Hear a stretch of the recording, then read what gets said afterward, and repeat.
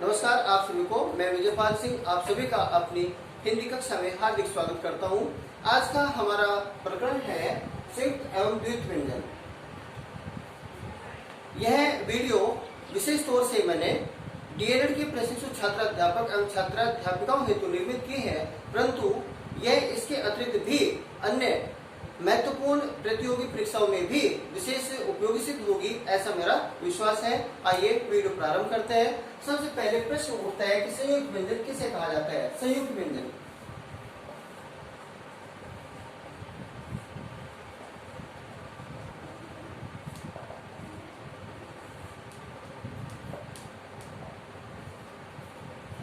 दो या दो से अधिक ध्वनियों के संयोग से निर्मित नए वर्ण को संयुक्त व्यंजन कहा जाता है। जैसे दो या दो से अधिक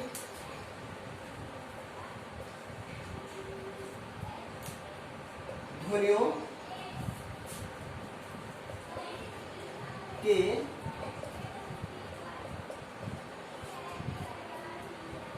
संयोग से निर्मित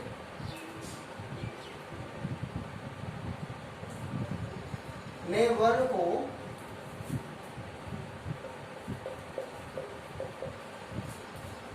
संयुक्त या ज्वाइंट लेटर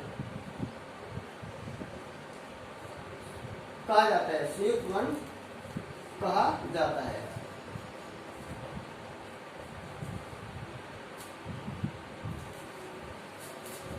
जैसे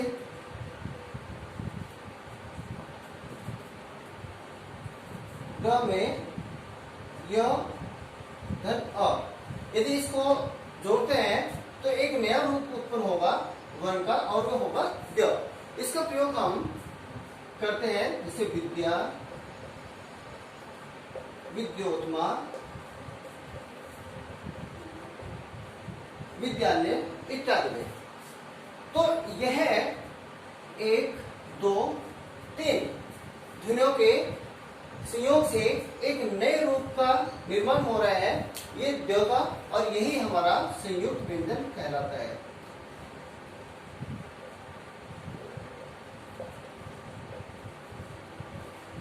हिंदी वर्णमाला में चार रूप संयुक्त व्यंजन के दिखाई पड़ते हैं जो रखे गए हैं, और वो हैं च,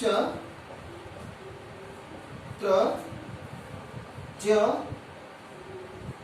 स्र।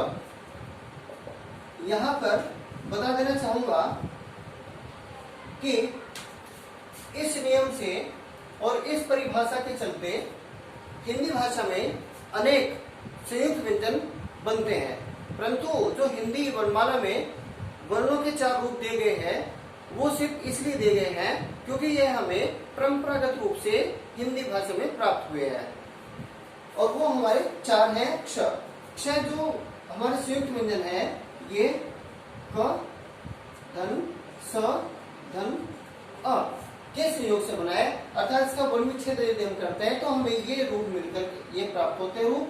त्र में क, धन, र, धन, अ, और ज में ज, धन, न और धन, अ।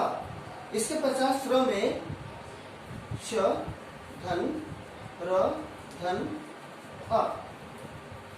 यहाँ पर यह बात ध्यान देने की है कि जो हमारे संयुक्त व्यंजन होंगे,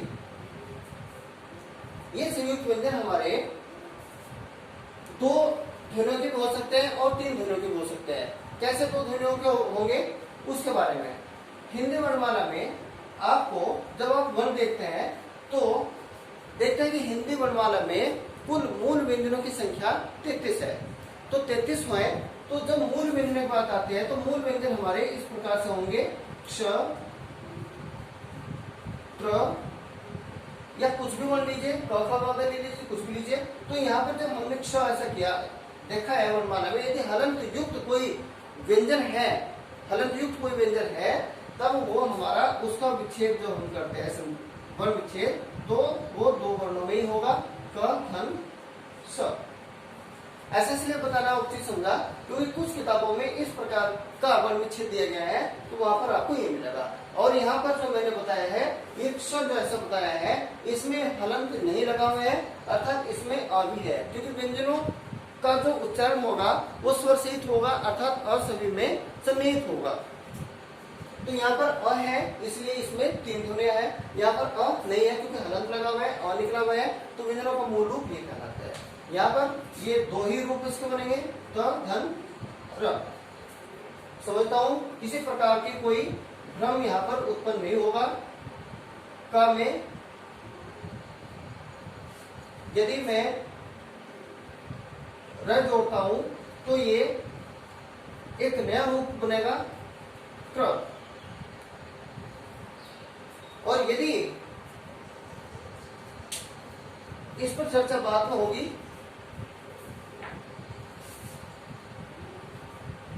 फिलहाल हम इसमें प्रकरण में यही रखते हैं।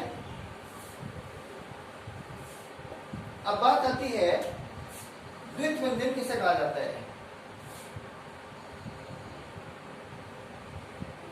द्वित व्यंजन को अंग्रेजी में रीडुप्लीकेशन अल्फाबेट्स भी कहा जाता है, और जहां पर रीडुप्लीकेशन या द्वित से तात्पर्य होता है 2 बार आना, दोहरा होना, पुनरावृत्ति होना। तो इस प्रकार से जहां पर एक वर्ण की आवृत्ति 2 बार आती है, वहां पर द्वित व्यंजन माना जाता है। जैसे उदाहरण के तौर पर ये क है, इसमें फिर एक क जोड़ा, यहाँ पर आ कर दिया, तो यहाँ पर हमने क किया और यह आ। तो इस क में क है, फिर क है। यहाँ पर ये देखा जाए तो ये जो बात आती है, ये हमारा द्वित व्यंजन है, अर्थात यहाँ पर क वर्ण की आवृत्ति 2 बार हो रही है।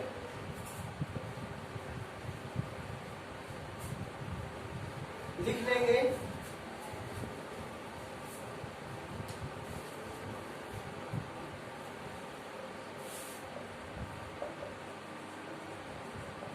संयुक्त व्यंजन, द्वित व्यंजन।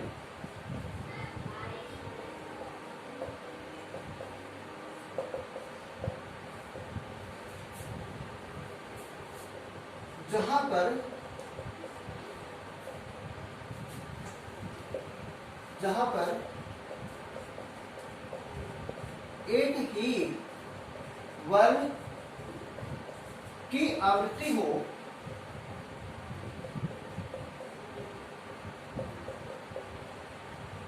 वहां पर ऐसे बने नए वर्ण को द्वित व्यंजन कहा जाएगा।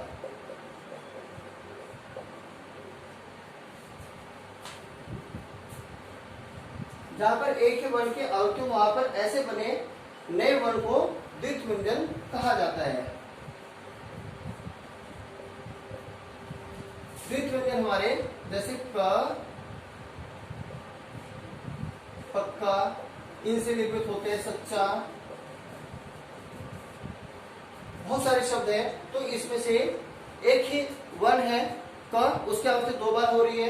एक ही वर्ण है च, उसकी आवृत्ति 2 बार हो रही है, तो द्वित व्यंजन है।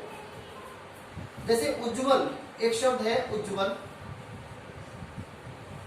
यहां देखा जाए, अगर मैं इसका वर्ण विच्छेद करता हूं तो उ धन ज धन ज धन व धन अ और धन ल। मैं इसका आगे कुछ नहीं। तो यहाँ पर उज्ज्वल, उज्ज्वल में 2 बार एक ज वर्ण की आवृत्ति होते हैं, तो उज्ज्वल। ऐसे सज्जन में सज्जन, स धन अ धन ज धन ज धन अ धन न धन अ। आप लोगों को भ्रम न हो तो इसलिए इसको भी मैं हलन लगा करके इसमें से भी अ निकाल दूंगा। अब आपने क्या देखा, उज्ज्वल में ज वर्ण की, यहाँ पर भी फिर ज वर्ण की आवृत्ति हो रही है, तो ये है। अर्थात ये बात सामने आई निकल करके, जब हम संयुक्त व्यंजन की बात करते हैं तो वहां पर पहले जो स्वर होगा वो पहला व्यंजन होगा वो स्वर रहित होगा, अर्थात वो स्वर नहीं होगा। दूसरा जो व्यंजन होगा वो स्वर युक्त होगा, अर्थात जैसे उदाहरण के तौर पर क्ष है, इसका हमने इस प्रकार से वर्ण विच्छेद किया, तो यहाँ पर ये स जो है ये स्वर युक्त है, अर्थात इसमें असन्निहित है। तो पहला वर्ण हमारा कैसा हो गया, व्यंजन कैसा हो गया हमारा, स्वर रहित हो गया। दूसरा हमारा स्वर युक्त है, जैसे ये जैसे ये जैसे ये और जैसे ये। द्वितीय व्यंजन में एक ही व्यंजन की आवृत्ति होगी, दो बार होगी, जिस प्रकार से अद क और क, सच्चा, पक्का, बच्चा, अच्छा, अच्छी इत्यादि। तो ये द्वितीय व्यंजन है। एक बात को ध्यान रखिएगा, हमेशा हमेशा और हमेशा मैंने कभी कभी देखा है बच्चे ऐसा गलत बोलते हैं कि द्वितीय व्यंजन को संयुक्त व्यंजन कहते हैं और वो परीक्षा में भी गलती करके आएंगे।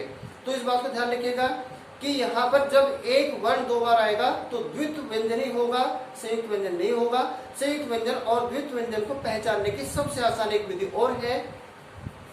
यहाँ पर आपने क्या देखा, ये ज है, ये च है, ये क है, अर्थात एक ही वर्ण है, क की आवृत्ति दो बार हो रही है, इसका मतलब ये समान जाति का है। तो द्वितीय व्यंजन हमेशा कैसा होगा, सजातीय होगा, सजातीय होगा। यहाँ पर ध्यान दीजिएगा, ये क है तो ये स है, यहाँ पर ये अ है तो ये जो क और स का संयोग है, क और स का संयोग है, ये यहाँ पर अलग अलग जाति के हैं, अर्थात ये एक जाति के नहीं है। त और र भी अलग अलग जाति के हैं, ज और य भी अलग जाति के हैं, और श और र भी अलग जाति के हैं। तो इसका मतलब क्या हुआ, ये अलग जाति के हैं तो एक जाति के नहीं है, तो सजातीय तो हो ही नहीं सकते, तो सजातीय का विलोम होगा विजातीय, तो ये बनेगा विजातीय। बस आपको कुछ नहीं करना है, सिर्फ आपको यदि सजातीय और विजातीय का पता लग गया, इन दो शब्दों का ध्यान रख लीजिएगा। जहां भी एक ही वर्ण की आवृत्ति होगी द्वितीय व्यंजन होगा, जहां पर अलग अलग वर्णों का संयोग होगा तो वहां पर संयुक्त व्यंजन होगा। तो आज इस वीडियो के माध्यम से हमने संयुक्त वर्ण और द्वितीय व्यंजनों के बारे में जानकारी प्राप्त की है, और इसमें हमने जान लिया है कि संयुक्त व्यंजन हमारे 4 माने जाते हैं हिंदी भाषा में, जबकि संस्कृत में 3 माने जाते हैं। इस पर चर्चा कभी दूसरी वीडियो में करूंगा कि उसमें 3 क्यों माने जाते हैं, यहाँ पर 4 क्यों माने जाते हैं। वीडियो लंबी ना हो जाए इसलिए ऐसा है। तो इसमें हमने 4 रूप के रूप लिए हैं, चारों विजातीय हैं। उम्मीद है आप लोगों की समझ में संयुक्त व्यंजन और द्वितीय व्यंजन अच्छी तरीके से आगे होंगे। इसी आशा के साथ आप सभी से लेता हूँ विदा। अगली बार फिर मिलेंगे नई वीडियो के साथ, तब तक के लिए नमस्कार।